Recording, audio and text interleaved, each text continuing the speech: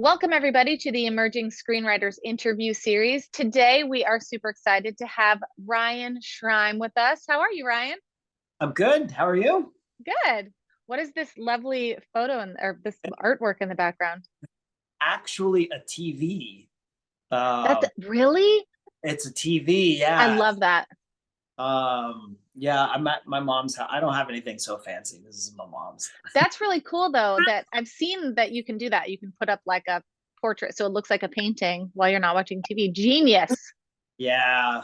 Yeah. And it's like made so that it doesn't burn out the screen or whatever. And Oh, that's cool. what's cool, you can't see, but it's directly opposite windows, and this TV has like a matte screen to it, so that it doesn't there's no glare or anything. It's super awesome. Yeah, it surprised me. Yeah. All right, so let's jump into it with a couple icebreaker questions. What are you watching right now? What's on your radar for shows or movies? Oh, what am I watching right? I mean, Succession, obviously. Yes. Um, am I allowed to say Beef? I adored Beef, but I just learned about all the controversy. And so, What's the controversy? oh man, one of the actors apparently made some pretty uh Some bad remarks. yeah, I don't know if I want to get into it, but Yeah, but there's um beef on beef. there's yeah, but I thought the show was genius. I've I'm seen the watching. pilot, so I'm interested to see the rest of it, but I was like, holy crap, what is Yeah. this? uh Mandalorian, all the stuff, all the stuff that everyone's watching.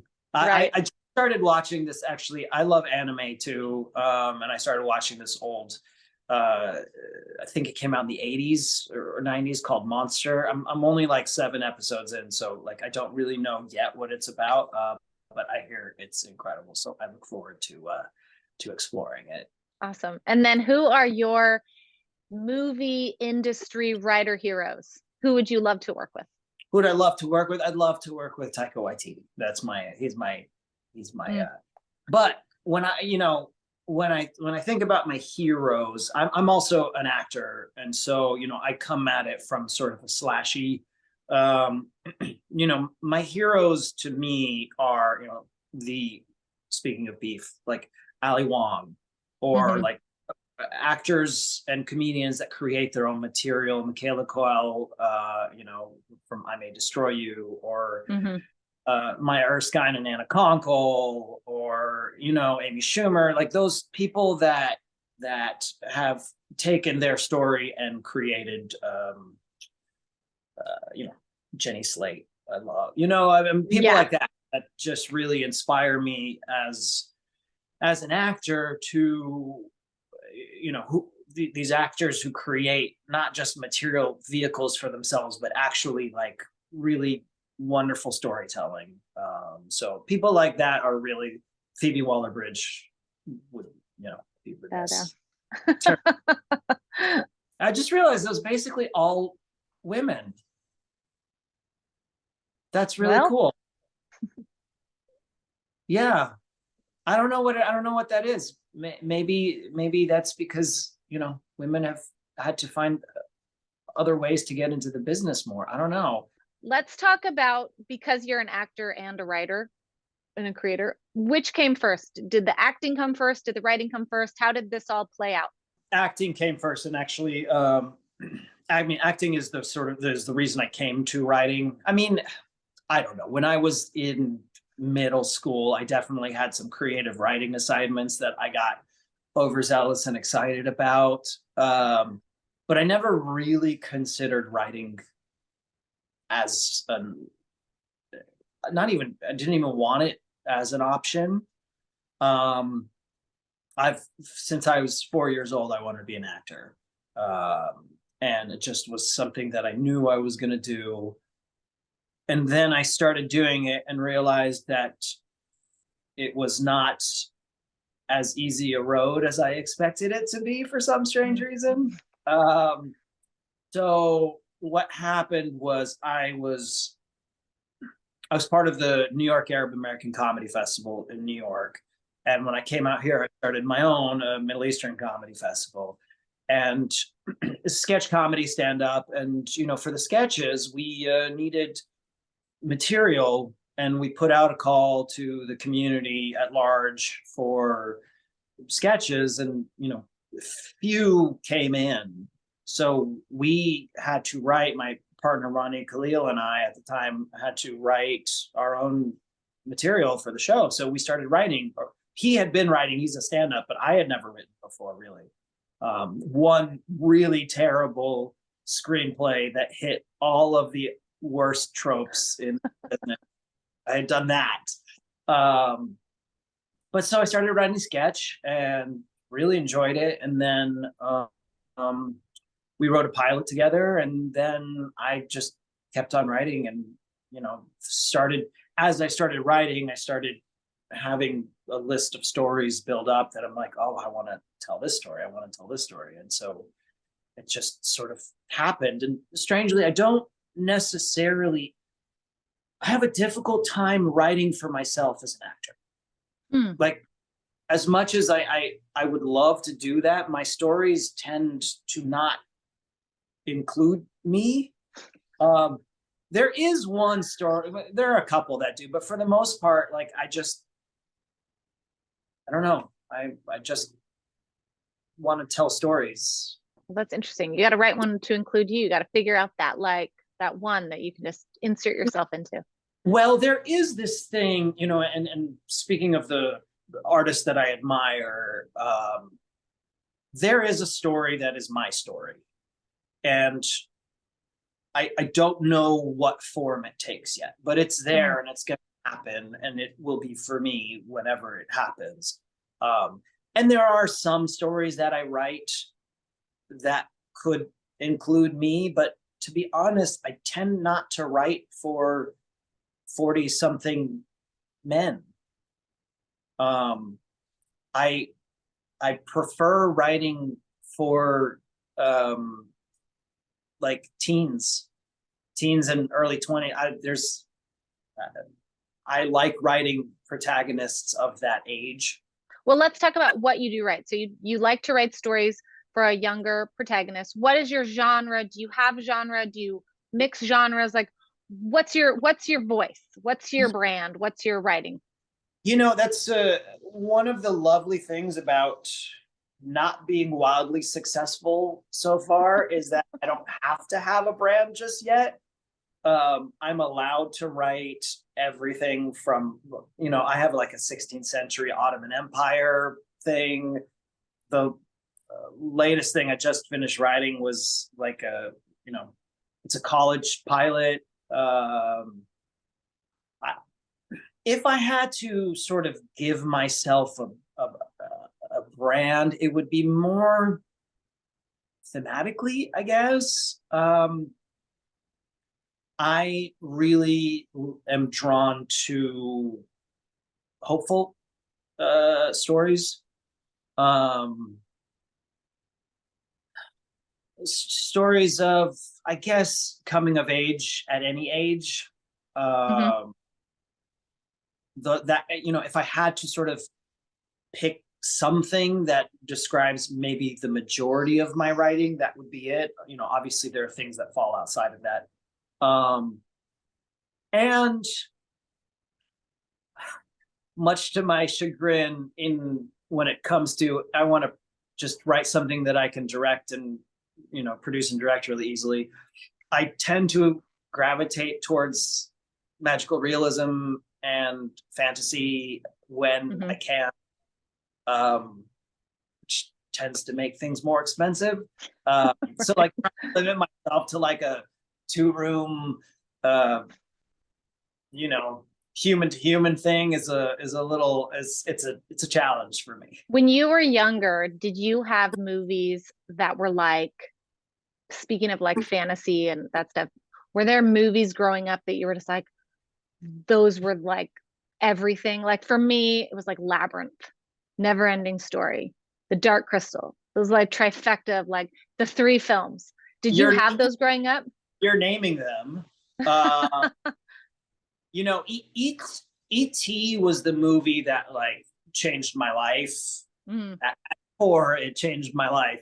But that was the movie that like really made me want to be in the entertainment industry at all. Never Ending Story, I probably watched. The only movies that I've probably watched more than Never Ending Story are Princess Bride, which same category, Rush Hour, very different. And then I had in my teens, Robin Hood, Prince of Thieves. Same. I watched that VHS to death. I needed a second VHS because I wore out that VHS. There's something to me about that sort of fantasy. I've always been a fantasy, just a fish. I don't know, aficionado. That sounds like I'm a professional. I'm obsessed with fantasy. That's so funny. That movie to me was the movie that made me want to make movies. Was Robin Hood, Prince of Thieves. Really? And I got the cassette soundtrack, and it's still one of the things I play in the background when I'm writing to get me in that place, to get me in that mood. It's such a great soundtrack. That's Michael Kamen, right? That's who did the score. That soundtrack. Oh my God. That every time I do that, I just like yeah. Don't you just like, yes, I'm invincible. I can do this. Such a beautiful, beautiful score. Yes. Yeah. Oh my God, that's amazing. I love that. Yes, we should talk movies at some point. Just our influences. Okay, so back on track to you, not about me, about you. Let's talk about that you also produce and direct. When did that start? Was that always something back to your improv days that you kind of started directing and producing, or like when did that begin? Just to clarify, I don't direct. I want to. I was producing a movie with a friend of mine. And we had actually raised the money that we thought we needed for the film. And at the same time, I was taking this line producing course at UCLA, just because I wanted to be able to take something that I wrote and make it. Which, unfortunately, I think knowing more has made that more difficult. I think if I had stupidly just gone into making something and made all the mistakes, I think it would have been easier and better, or it would have been a worse product, but like I would have gotten it out. But I took this course and, I asked the teacher when I was done, I was like, listen, I'll come PA for you for free. I just want to be on a set and learn how the set works from the other side. So he brought me on, and on that film, I'm a big Excel nerd. I love Microsoft Excel. And so, I came armed with my laptop, and the production coordinator needed help with stuff. And so I very quickly became the assistant production coordinator on that film. And by the end of that film, because of things that had happened, became the second AD. And so I assistant directed for a while. I did second AD stuff, first AD stuff, and then went back into production as production coordinator, UPM, line producer. And it's not, at the risk of sounding boastful, I'm very good at it.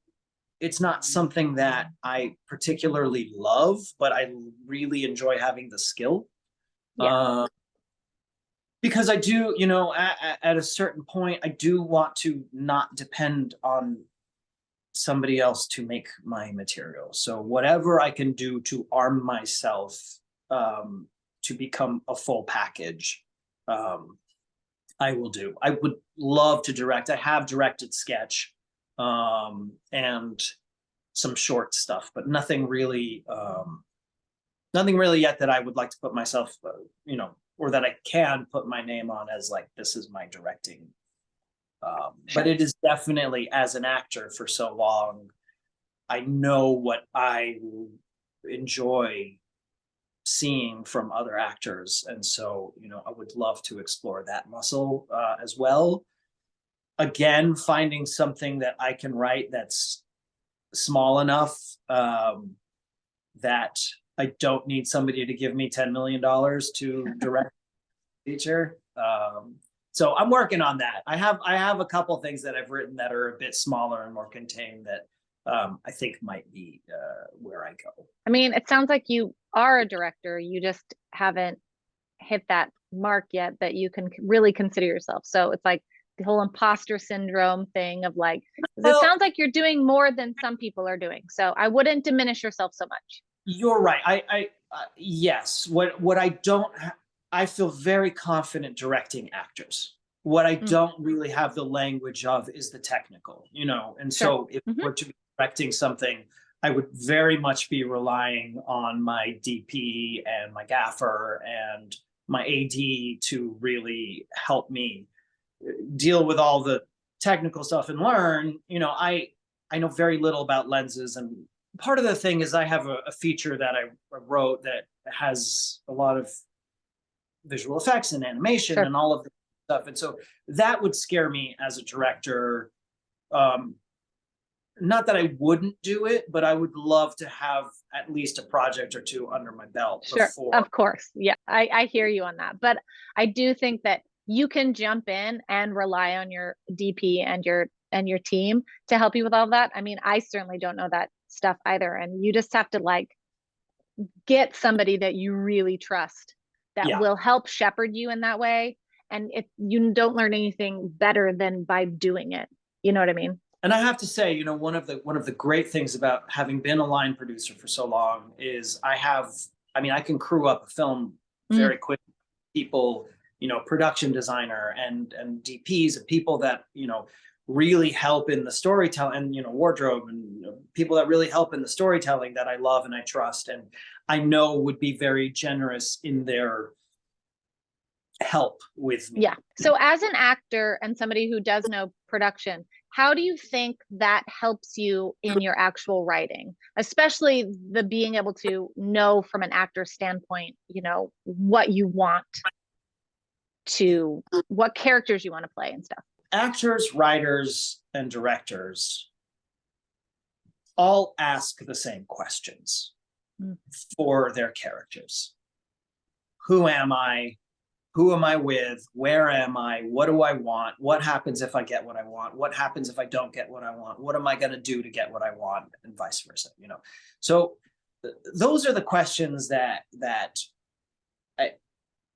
we as storytellers have to tell within every scene. And, you know, as an actor, as a writer, it's often a little bit easier to forget about those questions, you know, in service of plot.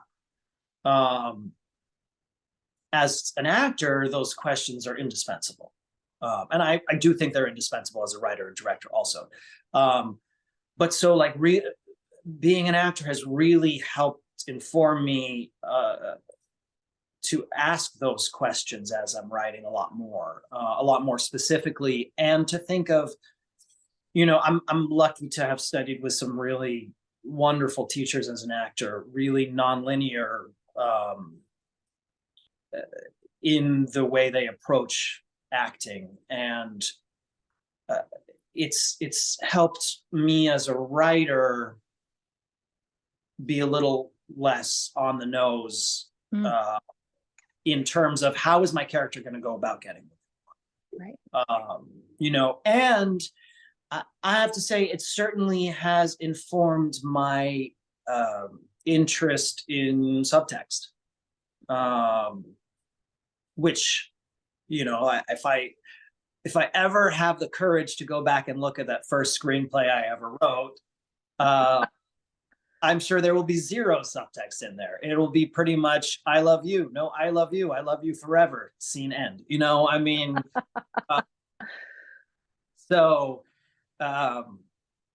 yeah, I mean, that's really helped a lot. And it's also just like what would be fun for me as an actor to do. The flip side of that, the producer side of me, is I think the side that I, for the most part, when I'm writing, need to shut out.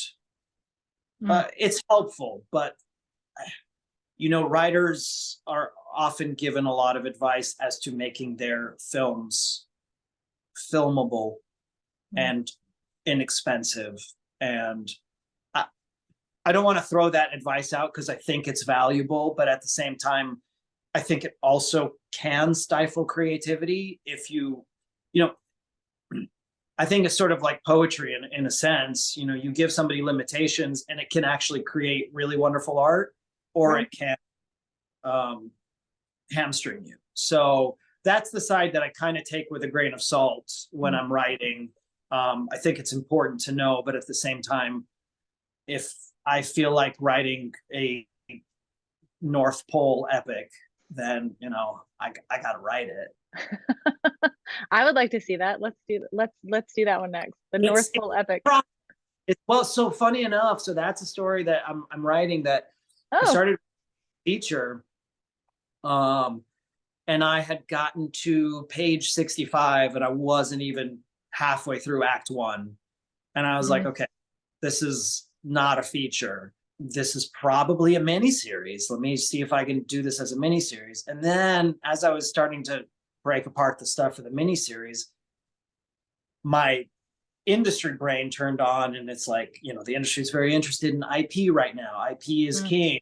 So I thought, well, I probably should just write a novel. So I started writing a novel, and as I was writing my novel and really breaking apart this story, I was like, this story has 3 endings, and that's because it's not a single story, it's a trilogy. So like I went from writing this feature to now I have this like, oh gosh, I have a trilogy of novels that I've never, I don't know what I'm doing. I'm about 60,000 words into my novel. Yeah, that's a whole different story. I think that just solidified you into the writer category. I think you just officially, like with that story, like, yep, Ryan's a writer. Yep. He's like, no, wait, it's not a movie, it's a novel. No, wait, it's not a novel, it's a trilogy. Well, funny because like as I'm doing this, I'm like, no. Your characters are like, nope, we're taking you on this trilogy path. You're stuck now, dude. Yeah. Let's switch gears a little bit. Then I'm going to come back to sort of like your career goals and advice at the end. But let's talk a little bit about ISA, since this is a ISA sponsored series. When did you first join ISA, become aware of ISA, and then how have they helped you or you know, guided you in any way through the industry through the years? I met ISA through the Emerging Screenwriters competition. I believe that's how I first came across their path. I wrote a feature that got 3rd in their competition, and then they contacted me to option the screenplay. ISA, I think, is doing something that's really unique as far as what the model they're trying to build, which is not just a platform, but a community. And I think they're really, you know, I think it's the community of other writers also that they're real. It feels a little more like a family, I guess. Although I don't really know a lot of these people, I have met a handful of them. It feels like what they're trying to do is create a community with classes, with access, you know, to competitions and networking events and stuff like that. But you know, as a whole, that would be sort of my takeaway. And you know, I mean, just personally, they've really championed my script, and so they've been pushing and definitely helping knock down a lot of doors in that regard. So yeah. Right. Well, there really are only a handful of people that are ISA team members, just so you know. So it's not like there's 50, 100 employees. It's really just a small group that are, you know, growing. But I'm more, I mean, I've met all of the ISA folks. I met more of them. You met the community of writers. I met the community, yes. Right. Yeah. Okay. Yeah, no, yes. Yeah, you probably know everyone who's in the ISA team, but yes, I get what you're saying. So it is a giant and growing community of writers who are constantly sort of like coming and going, and it's amazing to see. Actually, it's a bit daunting. It's encouraging, but it's daunting also, I think, from that standpoint of like you're seeing this sheer number of other writers. And you're like, ooh, that's a lot of Yeah. people, right? But then it's kind of like, okay, well, you know what? I am my own person and nobody can write what I can write or the stories that I can tell. So there are gazillions of just writers in general in the world. So I have to say, I have insecurities about myself as an actor. I have concerns, I feel it's a constant negotiation of a mindset of abundance versus a mindset of like, there's a limited number of roles and you have to take this one, or, um, I've never been that way about my writing. Now, I'm not saying I don't have insecurities about my writing. Of course I do. But the inundation of stories that I want to tell, I, I just, I don't feel that I'm competing with any other writers. right.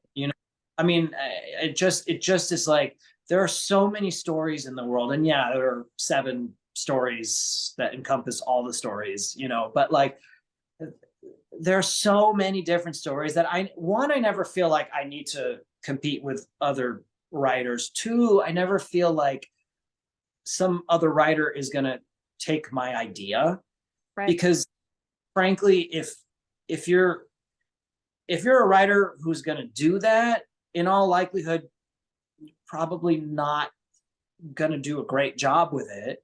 And if you're a writer who's worth their salt, you have your own catalog of hundreds of stories that you want to write. So, it feels very much like a supportive community, Yeah. in that regard to me. Now, there have been moments where, like my Ottoman Empire thing, when I finished, I actually Googled, I just Googled the character I was writing about, and I found that there was a series that had like just come out Mm, as and I've been working on my pilot for like 10 years, because it was really hard at the time to find information. And I watched this pilot, and the first 15 scenes, plot wise, were identical to mine. mm. And nobody stole it from me. It's a historical thing where, but like that was one of the few moments I'm like, oh my God, I have to compete with the other people that are doing things faster than me. This is what we love. We love hearing these stories so that not only can we relate as writers, but I think feel that sense of camaraderie and not competition.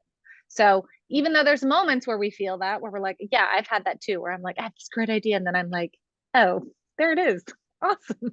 Well, now I have to shift, If you're getting an idea, in all likelihood, somebody else is getting this idea too.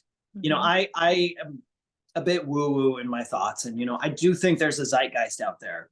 Mhm. And 100 people in the world are all getting downloaded this one idea right now, and if you're not going to write it, somebody else is going to write it. Yep.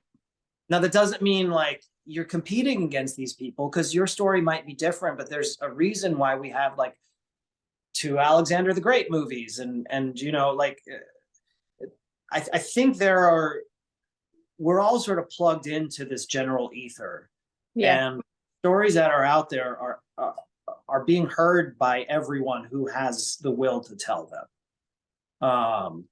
And so, this last, I just wrote a pilot this past week, based on a news article that I read. May have gone unnoticed by a bunch of people, but to me, there was like really wonderful, funny story in there.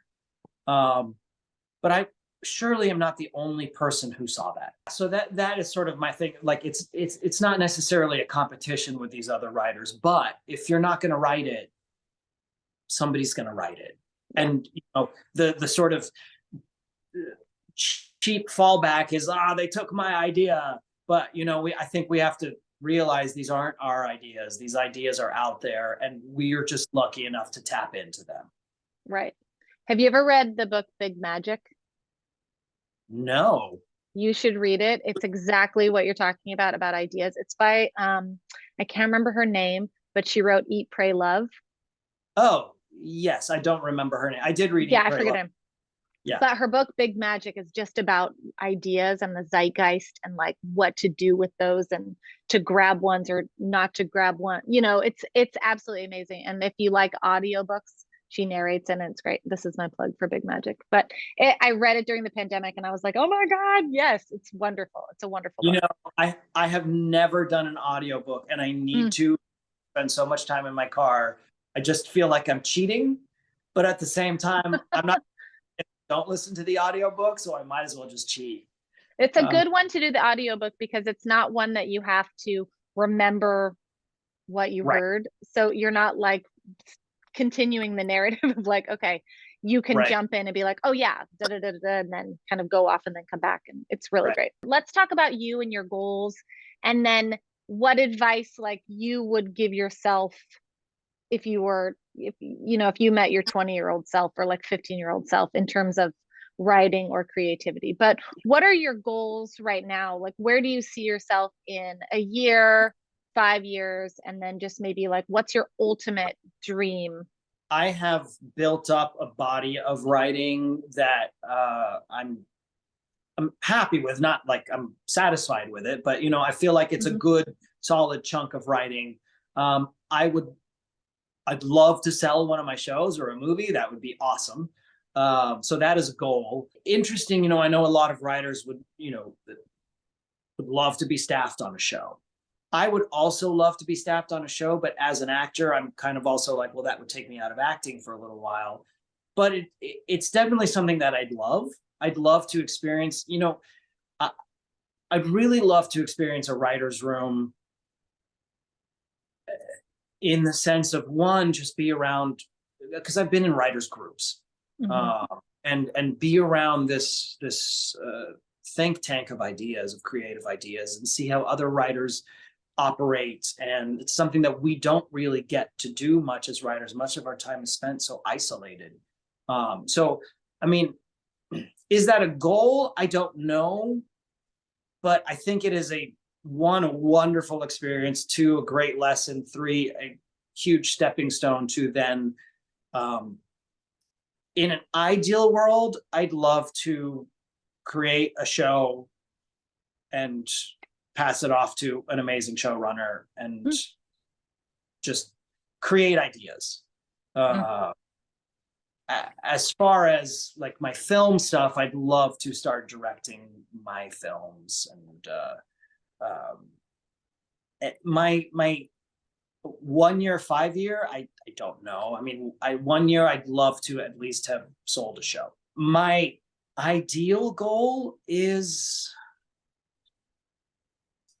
to sound greedy, all of the above: act, write, direct, produce. I would love to move out of the technical producing, Mhm. um, and more into the creative producing, my own material, but also other, you know, acquire other writers' material and produce that. It's sometimes a little hard for me to talk about things as a writer Right. because I feel like I am all of the above.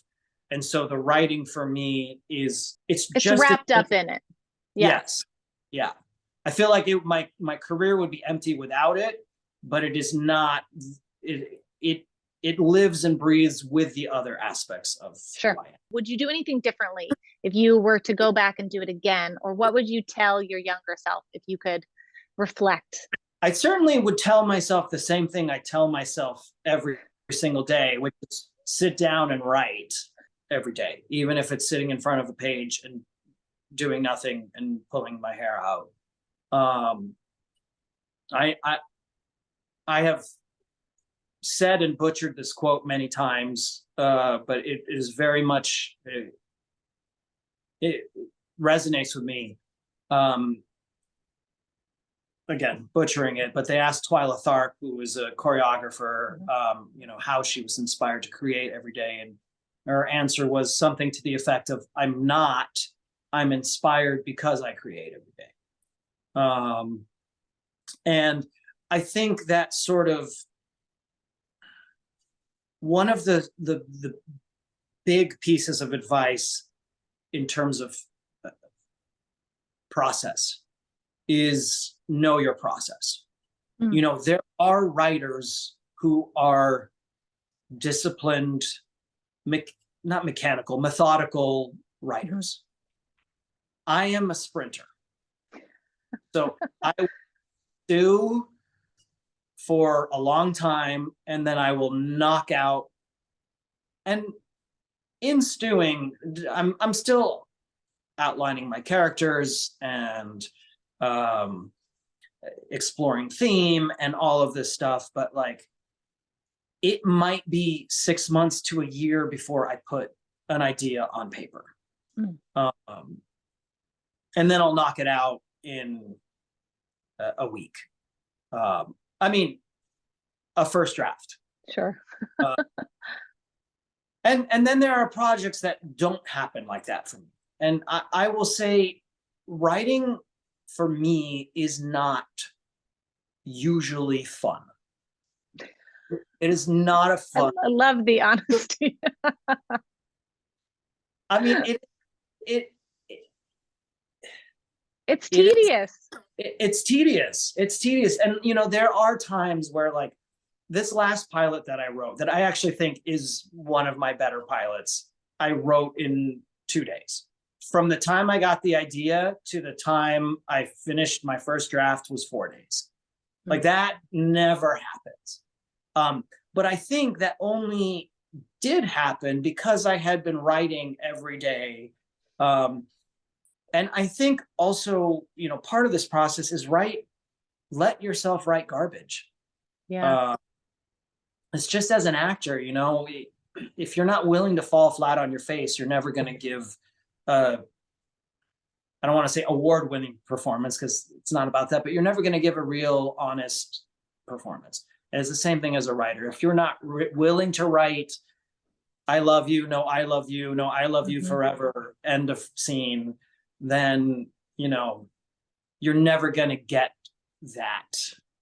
Yeah, sometimes you have to like get out what you already have seen or heard, which is, you know, very derivative of like what if you've seen a movie and you know this is what love feels like. You have to get it out in that way before you can really go, oh wait, but okay, so how could I do it differently? Sometimes you just have to get that garbage out of just like, okay, this is what's in my brain. I got to get it out of there so I can clear some room for something pure and unique to me. Yeah, I feel you on that. I think this piece that you're writing is not it. I think as cynical as that sounds, whatever piece that you're writing is not the piece that's going to make your career explode. And so take that burden off of yourself of making this your opus. The big one, yeah. Because it's not going to be, I'm saying it's not going to be, maybe it is, but you know, I mean, it's just kind of, and it's kind of one of those things as an actor too. This audition is not going to be the one. Now, maybe in hindsight, it was the one, but if you put that pressure on yourself for it to be the one, for this piece to be the one, it's just not going to be, and it's not going to be fun. Not that it's fun most of the time, in my opinion. There are moments when it's fun, you know, there are those things that draw you to your story, why you wanted to write the story in the first place. But then there's all the other stuff, which is the careful craft and the, you know,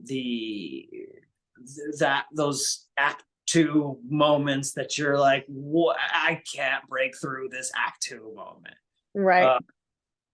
So advice to my younger self, write every day. Don't be precious about your writing and live your life. You know, I know one of the questions that you had sent to me was, where do I get my ideas from? And, you know, that's such a hard question to answer because everywhere, news, life, dreams, write down your dreams. They will always be terrible. I got so excited about a dream of mine once, and I was so ready to write it when I woke up. And I looked at my notes in the morning, and it was man and woman sit on couch, couch expands between them. That was it. That's your big one. I was so excited about it. But yeah, I think just to be open, get off your phone.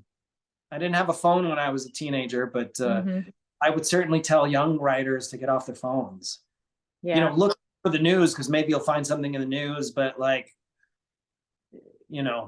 human behavior is outside. People, I was going to say the way somebody walks. Yeah. That's an entire character right there.